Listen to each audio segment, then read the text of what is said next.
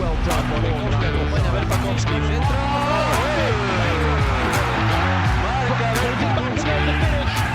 And Riga lead.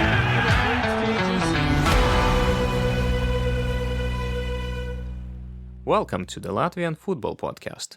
Today we're going to look at rounds 13 through 15 of the 2023 Virsliga. We're gonna see what the scores were, how everyone's doing, what's generally happening. But before we do that, I have a question for you. Go ahead. Vai tu zini, mana mīļā, kāpēc vienmēr jābūt tā, kad krīt mēness jūras dziļā, man par tevi jādomā. Yay!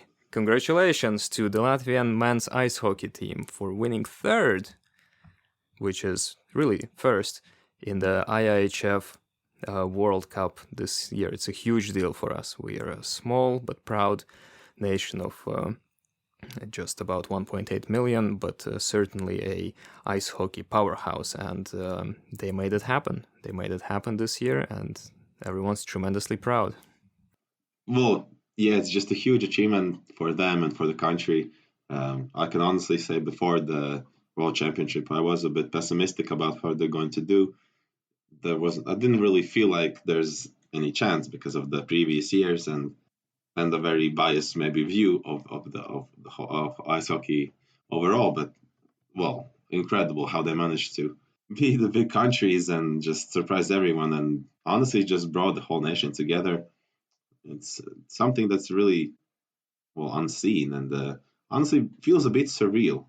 Also, the fact that this is a Monday, but just 6 minutes before the Monday started on the midnight, the parliament announced a national holiday, which is a bit bizarre to do, but overall just very surreal.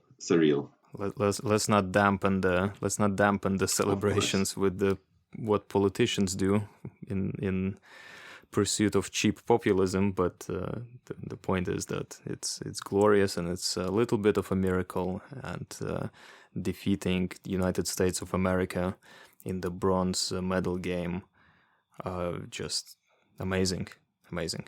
We can only dream of similar achievements in football. Exactly, and yeah, it's not even only beating USA, but all the story towards the way they started bad, but they managed to. Well, there's a lot to cover, honestly. Obviously, we won't do it. This is a football podcast, but it's just puts a smile on my face, and I think on all the Latvians' faces, and we can be proud. And honestly, the only thing I am a bit pissed off about is that it completely puts football in the shadow.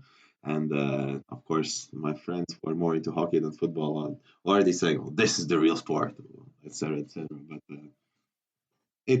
either way, it's a good achievement, and the whole vibes around the country, the city of Riga, the team, and people overall have been, very good, and I think that's really something the country's been needing, and just very, very happy and proud. And with the next national team game in just a little bit over 2 weeks' time, the men's football team certainly can, set sights on something to live up to continue the patriotic wave, and we'll see what happens. Maybe some spillovers from this into football as well. But I agree. Watching some of the games during these epic last matches for hockey, there was like nobody in the stands. Outside of the Riga derby, it was barely anyone visiting any of the games, and that is of course a bit sad. But that's a different conversation.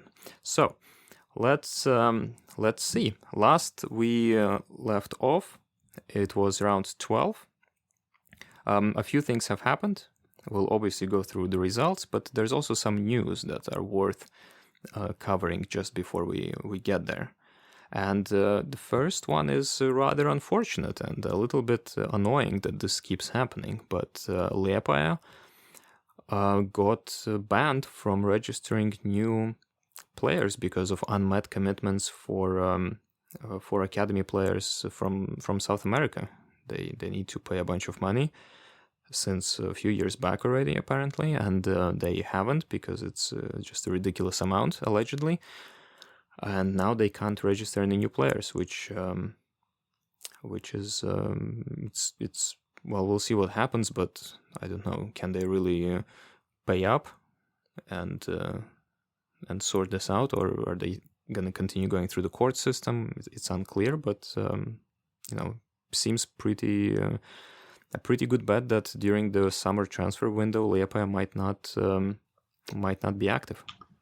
Yeah, well, maybe it's for the best they're not active because, well, their squad doesn't seem to be that bad, and if they just keep new players in, well, get new players in, they might even mess it up more. I don't know. But speaking of the topic, it is weird, and I feel like it is. Well, I'm definitely not an expert on this, but it feels like bringing in players from like South America or Africa is always a gamble because in this case, yeah, they brought in a player, Strumi, who's been in Latvian football for quite a while. Not anymore, but yeah, and it was 2016 or 15, so a long time ago, and yeah, apparently the fact is that it's normal in football that like the childhood academies or whatever of the players always get a percentage of it. I even read that apparently Meta are getting more for Kroll's transfer than Valmiera are, which is interesting. But that's a separate story. But yeah, and the problem is that apparently for these players, two of them that are not available, well, not able to pay for. Apparently, like 10 academies or so are sort of not signing up for them, but yeah, eight academies applied for the fees, and all of them also got it. Apparently, there's all documents for all of the academies that they have been training these players, and it's ridiculous if they all ask a lot of money. Well, it's unfortunate for Liepaja. I can't even like blame them. But then again, it's also a weird one because the staff that was there now was now moved on. They're not there anymore. It was Verpakovskis who's now in RFS, general director. So it's a bit of a weird one that they have to sort of clean up the mess that they made. But then again, I don't know who to blame. But it's just a weird situation because I think it's always a bit dodgy in these parts of the world. But well, they took the risk, and the player was ultimately good for them. They won the championship that year. But in the long term, this has now put on a big problem. But can't Liepaja? Well, I don't know what the fee. The fees are, but can't Liepaja pay it? They seem to be like quite a rich club, and they're also a bit more conservative with their what they pay to their players this year. So don't they have the money for it? I don't know, but it's a weird situation. Well, I mean, Liepaja was a very young club at the time. It was one of the first clubs to reboot after the first iteration of Virsliga, and I believe I read that they just weren't aware of how this whole thing works. And in that case, I mean, I don't want to say that maybe the Football Federation is to blame, because I don't necessarily believe that there is someone to blame. It's just a fact of lack of experience, and this experience is being built the longer clubs operate. So it just seems like a very unfortunate situation, and hopefully they'll manage to sort it out in such a way that Liepaja doesn't go bankrupt, but also the academies that did raise those players. Although 10 academies per player, it's like, what, academy per year? Come on, that just doesn't seem serious. But in any case, that they also don't get cheated out of the money that they invested into those guys. Yeah, well, yeah, but the only positive, I guess, is that Liepaja are not playing Eurocup football this year, so at least they're not that not that big of a need for players. Of course, they probably still would take some, but I don't know. Maybe they managed to sort it out. We don't know, but overall, just a bizarre situation to happen, and I guess I feel a bit sorry for them because it's not really their fault, especially the people who are in charge now. Moving on, another piece of news is that Jelgava finally have a new coach. After Ervins Pērkons resigned, they went coachless for a little while with Redko, who was playing the central defender, coaching the team. Now he's back on the pitch, which is something we talked about previously, that he is badly needed, his experience, but they signed a 60-year-old Josef Skrlik from Croatia, who is coming over from a Slovakian second-tier side, Humenne, where he spent a year. Interesting bit is that this isn't his first time at Jelgava. Apparently, he was an assistant coach in the previous iteration of the club, which was FK Jelgava, not FS Jelgava, back in 2016, where he was assisting a Lithuanian Saulius Širmelis, who is also back, just this time as a sporting director. So they both went away, and now they're back, just each in a slightly higher position. Overall, I mean, it's good news that they got a coach, because Redko was very needed on the pitch, but still can't really get over the fact that everything would happen with Perkons. But I guess it is what it is, and interesting that also that they wanted to get back the people from the previous club. I mean, it was a good club at their peak. It was a very interesting, a very sort of original, natural club in Latvian football, which was good to see. But it did go down the drain, and I thought that this club is taking a bit of a different approach. Apparently, after all, they want to get, I guess, some ties with the old one. I guess it makes sense. There's some fans. Well, I don't think there's actually fans of the club, but just of the club of a city. Honestly, I don't remember that much about the coaches. Well, the one coach.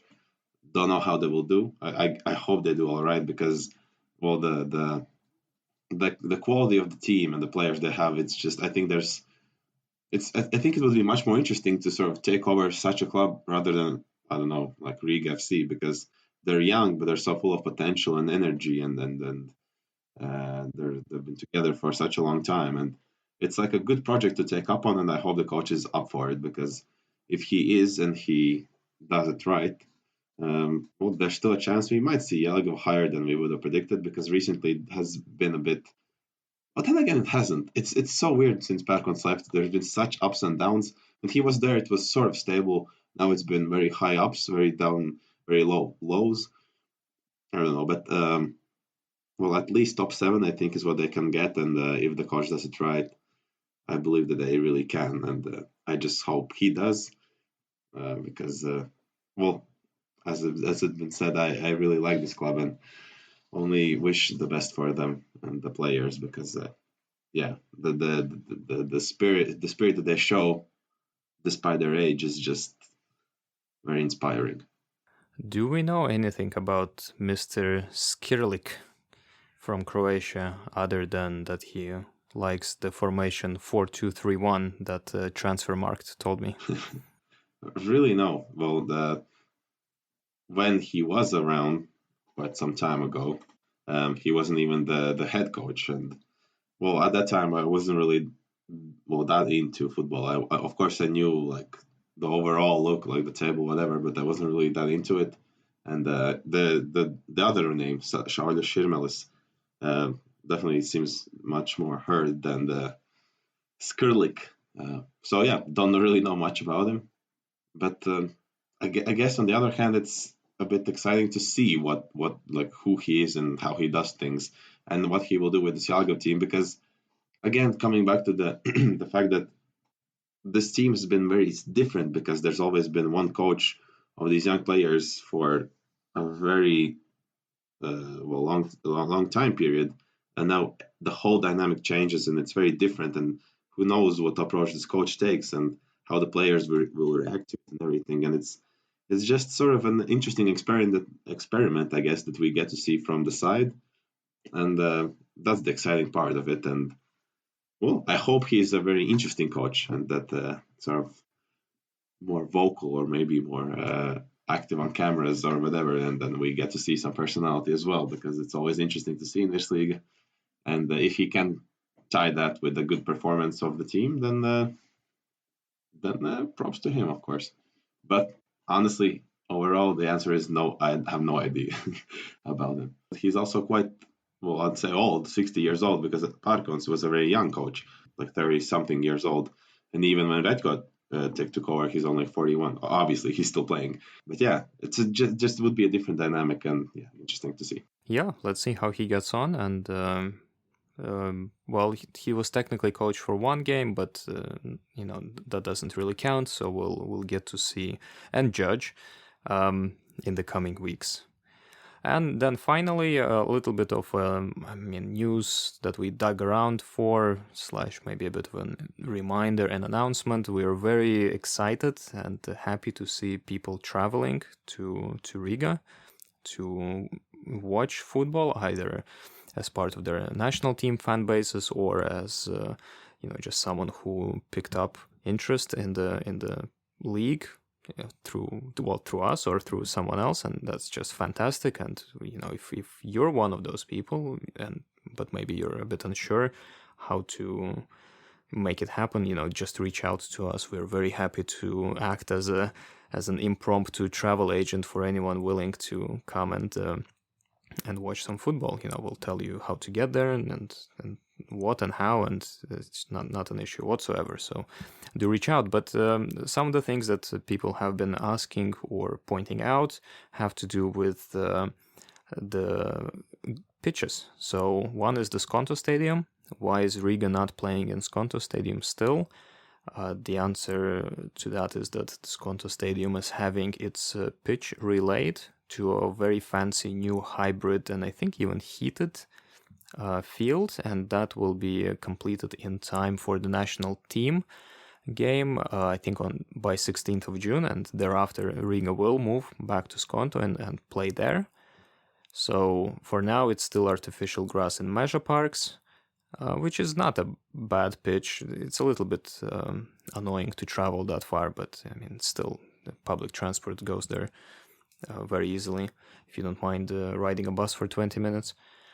And the other one is Tukums. Tukums still plays on artificial grass, which is strange because they do have access to a natural grass field, and we asked around, and apparently, sadly, the natural pitch got so damaged last year that it might not even be played on at all this season.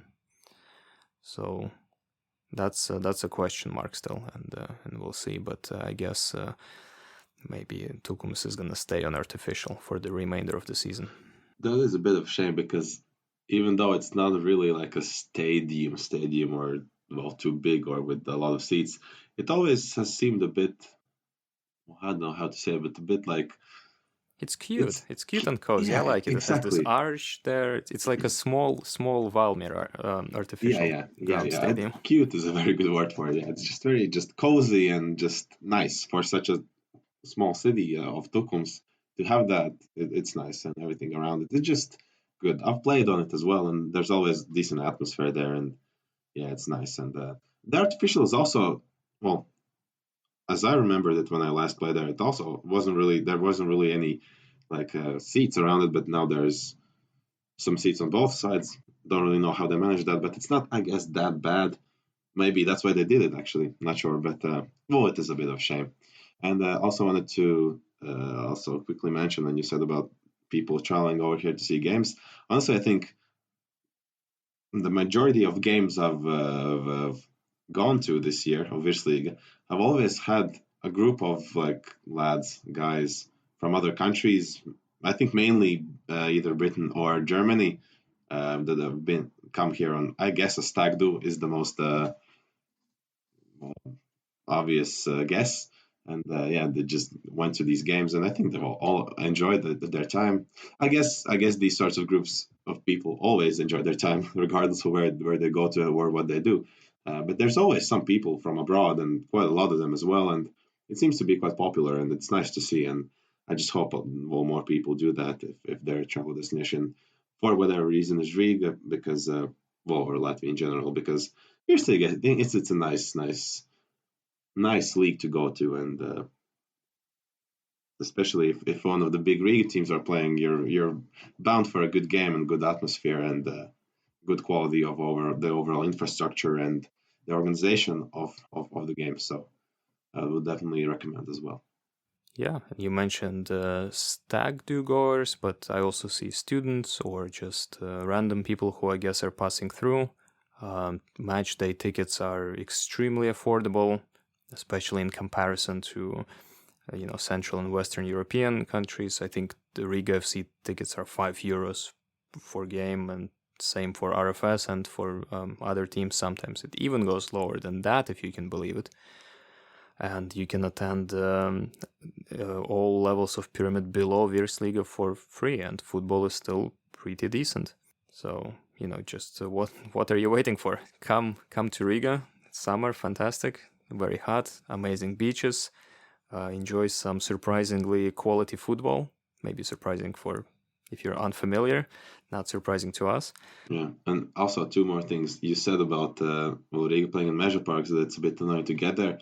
I think this is where we get a big greedy as citizens of Riga, because for us it may seem far, but if people come from bigger countries, they would think it's just a few minutes. Well, not literally a few minutes away, but just there. It's actually not that far away at all. And if you can get there by public transport and 20 minutes on the bus, it's probably nothing for people of, I don't know, London or something. So I don't know. I used to live in Newcastle, and the stadium there was on the way from my dorm to uni. So well, then you got not everywhere, but no, I get what you're saying. there. Yeah, you don't need to drive outside the city for half an hour to get to the stadium. It's very reachable. Yeah. Well, from where I live, it would be like 10 minutes max.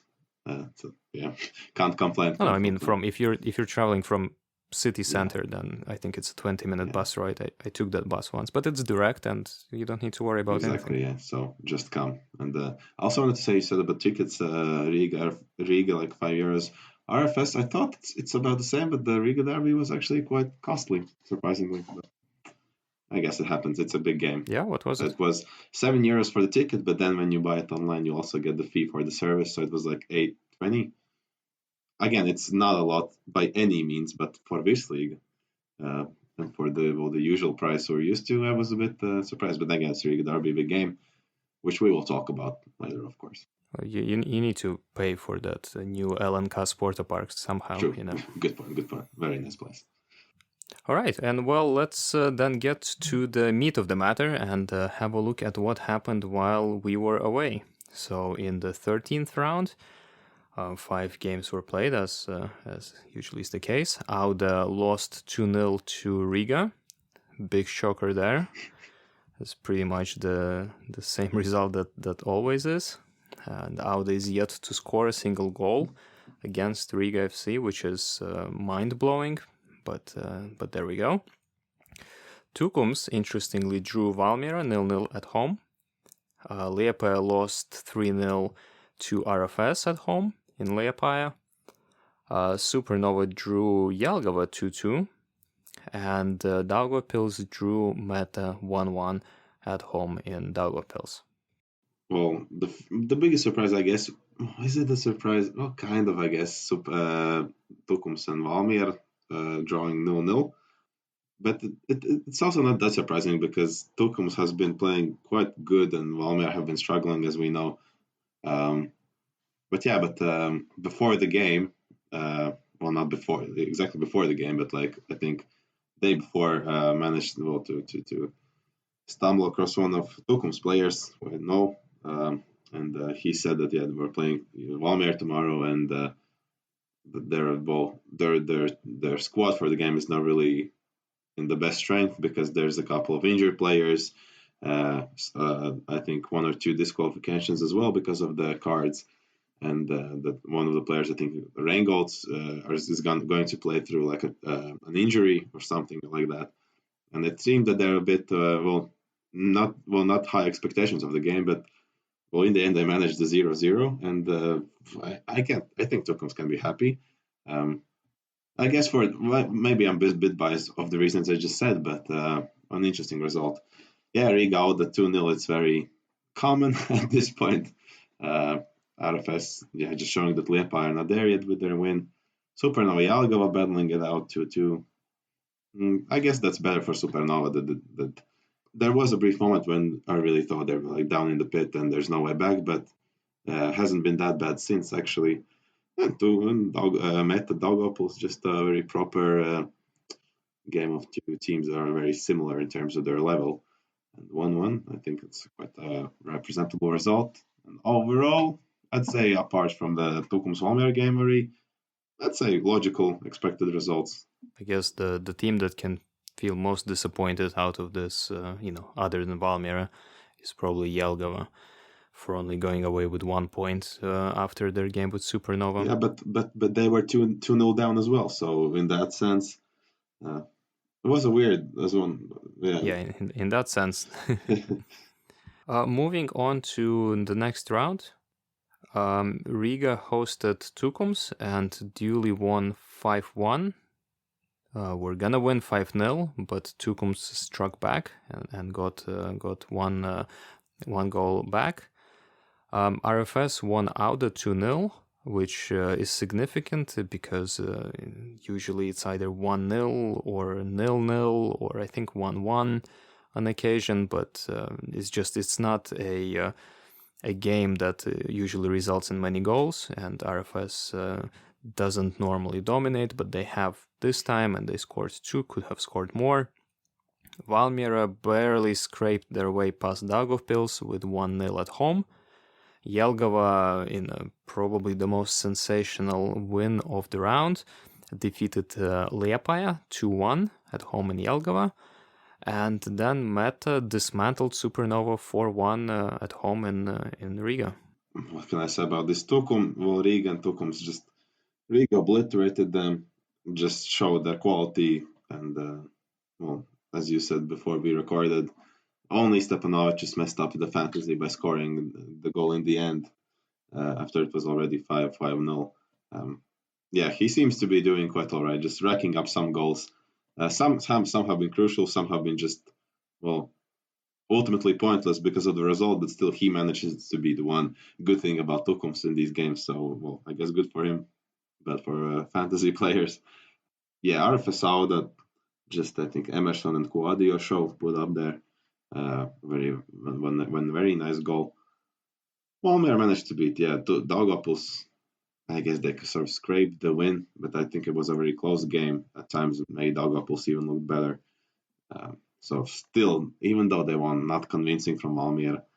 But very happy about the Jelgava Liepaja result. Jelgava winning 2-1, again, without a coach at the point of the game. So yeah, Redko couldn't play, and it's only the youngsters on the pitch, and a very sort of hard fought and deserved win. Just very happy for them. And again, but that takes Liepaja back to sort of. There was a moment when he thought Liepaja, okay, they're showing some actual football and maybe getting better, and we can sort of see what they're trying to do. But then they lose to Jelgava. That's hard to say, but very happy for Jelgava, of course, because they had a sort of a weaker period. And Meta Supernova, it was just a weird. Now I feel bad for saying that Supernova have been that bad lately, because that game was actually very bad from them, I think. Such silly mistakes, and also the shirt incident as well. Can we comment on that even? That's not the first time this year. That's another shirt incident. Exactly, not the first time it's happened in Virsliga this year, and it's just so weird to see the highest level of Latvian football. And I thought that we have been way past these sorts of incidents that rarely even occur in like the league below or even the third tier. But now in Virsliga, a player comes on like 2 minutes into the game already with the I don't even know what was that, like a paper, not the real paper on his back with a number. And I think it was white tape, and then someone just used a Sharpie to draw a number on it. Just something very dodgy. And I mean, it's not hard to print a shirt. What's going on? And it's Supernova, it's Auda. Yeah. But realistically, when I think about it, like, okay, I know that even in the league below, the second tier, an Aquatins league, when I played there, we wouldn't take our shirts ourselves. Like we get it at the game, and after the game we throw it in like a pile. They're washed, and we get it back the next game. So how can they like lose it? It's not the player's fault, definitely. And like, is it the kitman's fault? Like, what happened? Like, there was an explanation of it, right? And it's just weird. And the worst thing is, in my opinion at least, it was actually a very good player. I think maybe arguably the best player of Supernova this season, Minions. He also scored the goal that game, and he was the center of attention of the cameras. And with this shirt on, just yeah, bad for Supernova. But yeah, I think they were just a lot of silly mistakes the way they conceded. Uldrich, the center back, scored the goal, and somehow he got 1-on-1 against Supernova keeper only because he drove the ball past the center, did a pass, decided, okay, I'll make the run. He ran into the zone, and he was completely alone, and it should have been offside, but I think the left back of Supernova, can't remember who it was, maybe Rashevskis, who's also like on loan from Valmiera, a better club. He shouldn't be doing these mistakes. He was playing him onside. He was playing a center back of the other team onside, who was 1-on-1 and scored. It's just weird to make these mistakes in the highest league. Actually, yeah, when I saw the goal, I thought that how come I never got that when I played? I was also center back, and I was never 1-on-1 with the keeper, and now they do it in Virsliga. Well, I mean, maybe you should go to Supernova and get some Virsliga minutes with the quality of play as it is. Well, it's probably the club that if someone wants to play Virsliga, it's probably the club where you can easiest actually get some minutes in at. So if there's anyone out there, try your luck. That is the philosophy of the head coach, that it's a team of players that no other team wants. Whereas, as magnificently motivating as that sounds, that is literally what he keeps saying. So. And yeah, then the latest round, round 15, the most recent one. The first game was Daugavpils hosting Jelgava in a very high-scoring match, beating Jelgava 5-2. I think it's quite an interesting match to talk about. Then the big game, Riga Derby, with very high expectations and a lot of, well, maybe not that much sort of, not drama, but maybe agitation around it, because, it could have been quite a decider. And then if Riga beat RFS, they're pretty much crowned champions, whatever, all these sorts of stuff, and it ended just 0-0. Very disappointingly. But it wasn't a bad game, but we'll get into it. Tukums beat Supernova 3-2. Valmiera beat Liepaja 2-1. And Auda beat Meta 3-1 in a very feisty match as well. Well, the Auda Meta game, feisty also because of a brawl at the end. Not just among players, but also the coaches got involved. The small Finn Valakari and the round patriarch of Meta got a bit into the action as well, which in the conference Valakari seemed very kind of up for it. Seemed like he's ready to go for round 2, but it took it all in good spirits, framing it in the sense that he's a small guy, and then these big surrounded by these big dudes, and then his center backs had his back, and that he's very happy that what that says about team, and so on and so forth. Richards of Meta didn't really mention much about it. What was the issue? Just a bit of a scrap between a couple of players. But yeah, Auda finally win. It's been a while for them. In fact, this is their first win in the last 5 games. And the other 4 have been 3 losses and 1 draw. So they finally win. Should be good for their psychological state. And we'll see where, maybe they start picking themselves up. Because now they're in 6th place. And that's kind of disappointing for Auda and their ambitions. And of course, Europe starts soon as well. And so we need Auda to be able to represent. In terms of Liepaja Valmiera, Liepaja spent most of the game with 10 men because I think it was Krautmanis, right, who got a red card in 4th minute. Arguably wanted to go watch hockey instead of playing, and so Liepaja still managed to go 1-0 up for a while, but then Valmiera finally squeezed squeezed the 2 goals out of them, winning 2-1. In terms of the Riga derby, I mean, yeah, on the one hand, all the nervosity about 2 undefeated teams that are 4 points apart coming into this epic battle, I was nervous. I didn't know what to think about it. Stipic coming out a little bit before the game, comparing Riga and RFS as Riga being the underdog, which I wrote about on Twitter is, whatever gets your guys going, but that seems like a really forced underdog story arch. But he did make points about RFS having more heritage and being more experienced on account of their participation in the Conference League last season. And, watching the game, I mean, I think he might have some, there's something to it, because Riga, as convincing as they were in the games leading up to the derby, they kind of weren't during the game. In fact, I was surprised by how well and solid RFS looked. Of course, there were mistakes, but Riga was making lots of really what seemed like fairly simple and necessary errors. They were pressing high, as they do, but RFS, I think, had more goal-scoring opportunities than Riga. They hit the post in the first half, and then could have scored a winning header, like literally in the last minute. But Emerson, he's not really the biggest guy.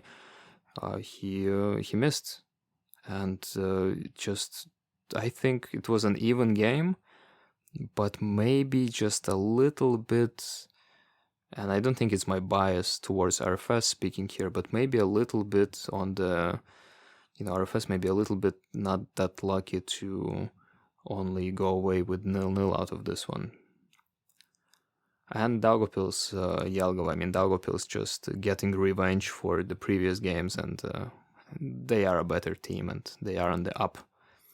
And I think we should be seeing them climbing the table in the coming weeks. Yeah. What I quickly wanted to comment on our the meta that after meta being on this high horse for such a long time, climbing the year like the final Euro Cup spot in the 4th place, it just felt what's going on with meta? How is this happening? But then this, I think, was a really like a back to reality sort of game, because Auda, who should be realistically in meta's place but were much lower, just dominated them and much more chances and took them apart, and just won convincingly. The goals were a bit interesting. I feel like Janis Beks, the goalkeeper of Met, hasn't really been himself this season ever since signing for RFS, but being on back to Meta. I don't know. Well, maybe this is like a comfort factor or whatever, but some mistakes from him. They didn't lead to the goal, but also some of the goals he conceded were like not that strong, like near post shots. Not sure about that, but still, it was very positive, as you said, very positive from Auda to see, because they will be playing European qualifications, and they need to do better, and this is really what they did. And even the sparks that went down after the game were interesting to see, these 2 coaches, and just interesting to see this sort of drama. Of course, it didn't lead to anything like malicious or anything, which is the best part, I guess. But some bit of spice isn't that bad, and but I mean, it's football, and I think the players and the coaches understand that it happens, and after all of that is over, they're just friends, and all good. Valmiera, Liepaja, just silly from Krautmans, as you said, maybe wanted to see hockey, but I don't know if it was a red, but it was a stupid challenge to make so early on in the game. So I'd say a deserved in for Valmiera, but still the fact that they're playing almost the whole game with one player more than the other team, and they barely managed to get the 2-1 victory, still not a good sign for them. And they're getting the results, but just barely and scraping it. And they are in the 3rd position now, but just because they were champions last year, it's a bit, I guess, sad to see. But they're also having squad problems, and One positive I can see is that the foreign players that coach wasn't really putting trust into it at the start of the season, like Juan Ribeiro and the Colombian who scored the winning goal. They're getting more minutes now and actually starting to prove themselves, and that could really be a huge factor towards the end of the season when they really sort of found their footing in the league. That could be the answer to the Valmiera's questions. Tukums Supernova also interesting. I guess Tukums were the better team, but the Supernova just trying, but again some silly mistakes and it's definitely the weirdest team at the moment. Supernova. Don't know what else to say about them. They're not doing that bad. There are worse moments, but I get there's just a big disproportion. Like there's players like Rakels who can you see he's actually trying and showing his quality, but it's hard for him to do everything alone. And there's players like Minions who have been quite stable. But then there's these other players who I wouldn't say are bad, but just unstable and yeah, definitely lacking some team chemistry and team coach chemistry, as we talked about a lot. Riga Derby, I went to it and it was a really nice atmosphere. The seats were full, and the game was not uninteresting because of the 0-0. But as you said, weird to see that RFS were probably a bit of the better team. Definitely had more and better chances. Didn't manage to take them. Riga weren't bad as well, but overall, the most interesting person to watch during that game, while in the seats, the stands, was the Riga's coach, Tomislav Stipic. His emotions were just, he was jumping around the place, screaming at these players. And I wouldn't be surprised if he was as tired as the players after the game because, very high intensity coach. And again, it's so good to see and interesting to see. You can't really be mad at that. And as you said, yeah, Daugavpils just the better team, dismantled Jelgava. Good to see Daugavpils on the rise because I think they've been pretty much a very good team throughout the season, just a bit unlucky, and now they're getting the results. But the Alga will also get a coach now, so there's no more excuses that you can really say about these results. And as it's really been the trend ever since the start of the season, I can still say after each round, it's very interesting to see what happens next because even though there's like some clusters forming, like the top two, Riga RFS very comfortably in the first and second spot, and maybe Supernova a bit more comfortably, not comfortably, uncomfortably comfortably in the bottom spot. But there's still so much that can change, and Meta doing their madness up until this game.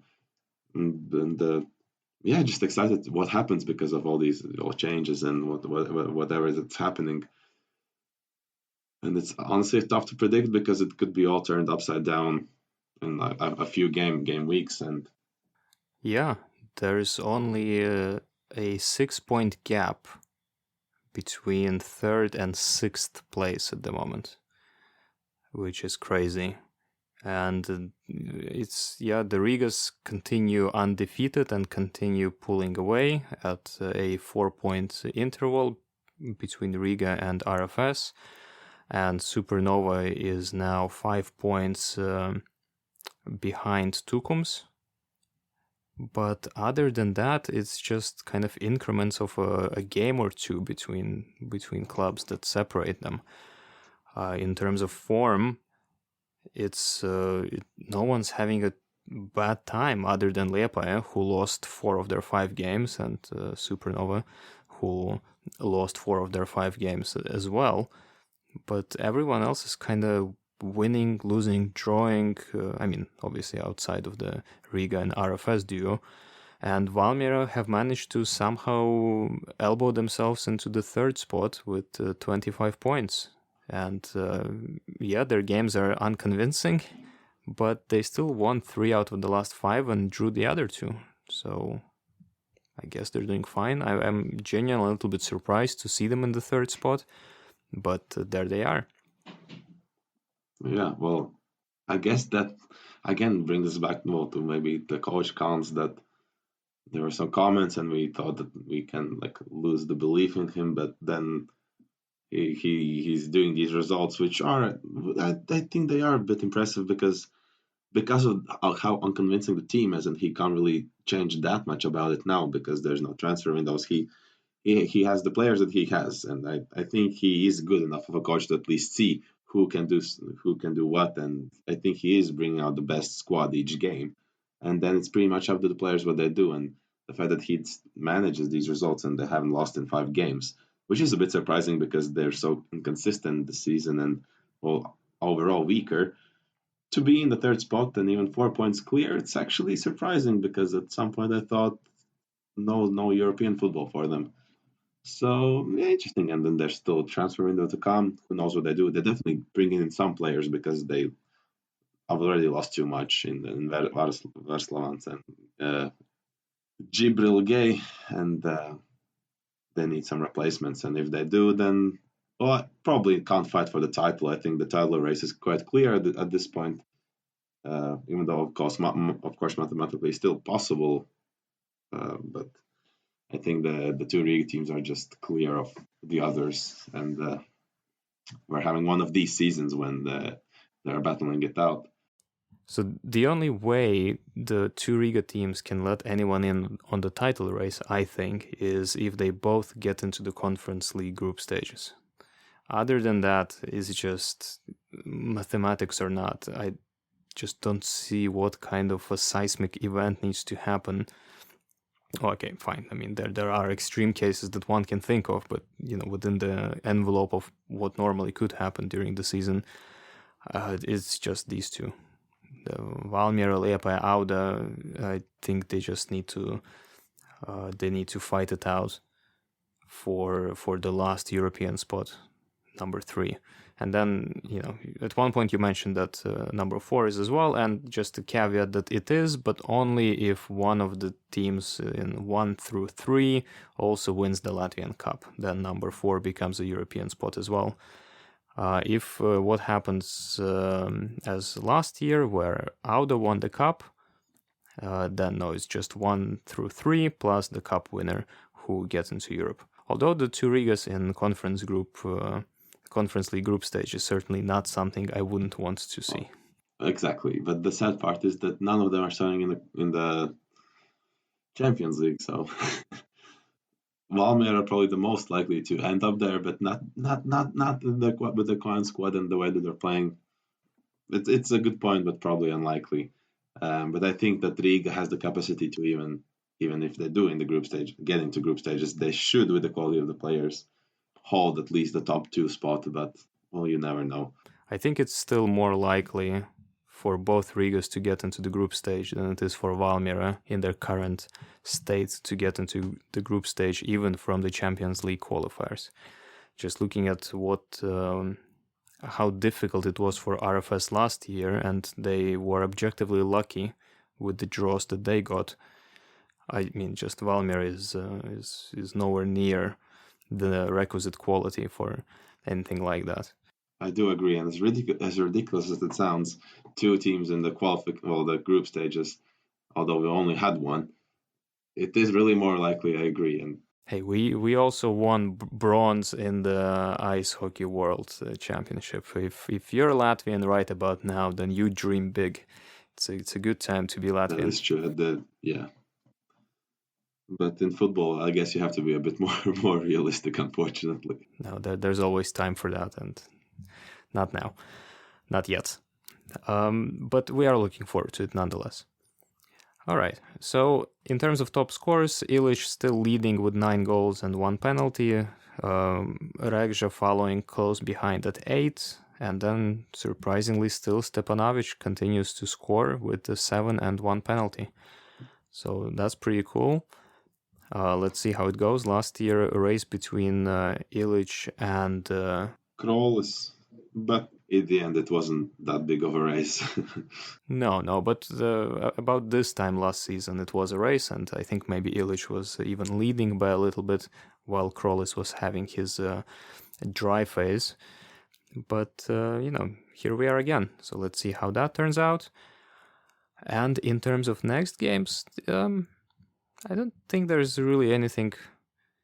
There's no big clashes. So we had the big clashes now.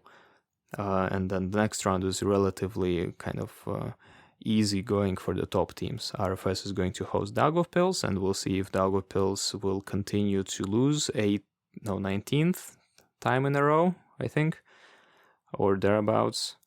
Valmiera is gonna host Meta, which could be a surprising result here. Let's see. Riga is hosting Supernova, and that should be very unpleasant for the Salaspil side. Liepaja is hosting Tukums. Again, could be 5 losses in a row for Liepaja here, but maybe they rally back. And Auda is hosting Liepaja in the stadium that we predicted that they will be playing. So they have made the old RFS stadium their new temporary home. So we'll see what happens, and we'll see how many rounds we review next time. It's still pretty intense and busy, but we do the best we can to follow. So with that done, we have a monumental task ahead of us to designate goal of the rounds for the first time for 3 rounds. And I mean, that's a hard one. There's been some excellent goals, but I think I have just one. For me, can't really remember all of the goals, but I guess that also shows something. And I think for me, there's also just one contender because of just how technically brilliant the goal was. And there's been a few good ones, I guess, like half an assist free kick. But for me, there's also just one who stands. I hope it's the same that it is for you, because I think it just obviously should win. Do we try to say it at the same time on the count of 3? It will be hard to explain it. Well, goal scorer or what? Yeah, the goal scorer. Okay, let's do that. Yeah. All right. 3, 2, 1. Claudio. Yes, the second one. Of course. Yeah, but mostly because of the Emerson's pass, right?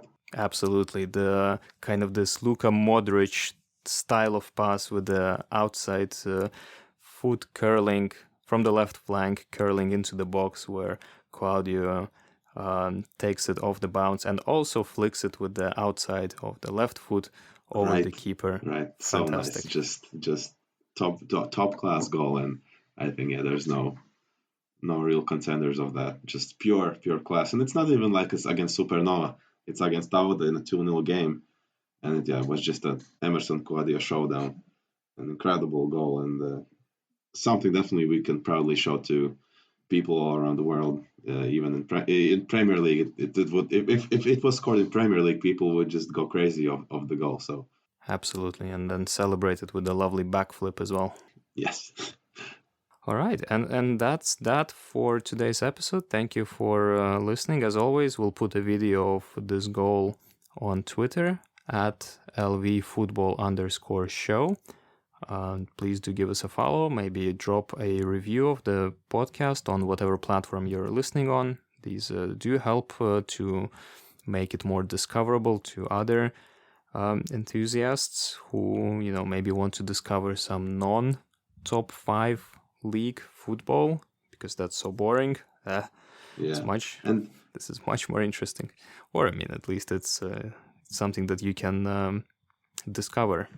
Yeah, and especially now during summer, when there's no top 5 or even top 10 football, but there's these lovely summer leagues happening, and in Latvia it really is an amazing one. And I really don't think I'm saying that with a lot of bias. So it's definitely worth checking out and seeing what the beauty is about.